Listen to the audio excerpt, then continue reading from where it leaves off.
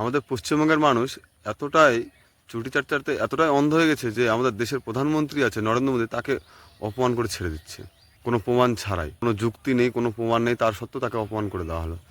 কিছুদিন আগে আমাদের প্রধানমন্ত্রী নরেন্দ্র মোদী ঝাড়গ্রামে একটি সভাতে গেছিল, যেখানে একটা র্যালি করার পর একটি দোকানে ঢুকেছিল, সেখানে ঢুকে ঝালমুড়ি খেয়েছিল 10 টাকা দিয়ে।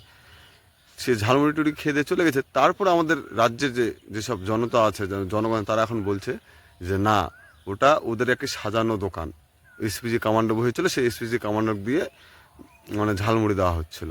তো বলছিলাম ভাই, যদি ওটা সাজানো যদি দোকান হতো, তাহলে পরের দিন সেই দোকান থাকতো না, উঠে যেত। যেরকম সাজিয়ে বসেছে সেই দিনে, সেদিন তার পরের দিন সে মতো উঠে যায়, কেন উঠলো না? আর আপনাদের কি মনে হয়, তার বডি ফিটনেস দেখে মনে হয় তিনি একজন এসপিজি কমান্ডার?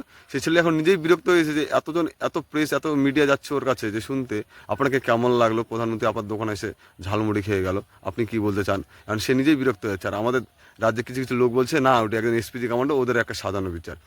মানে দেশের প্রধানমন্ত্রীকে অপমান করতে একটুকু দ্বিধাবোধ করে না এরা। তে আপনার কি মনে হয়, কমেন্ট করে জানাবেন।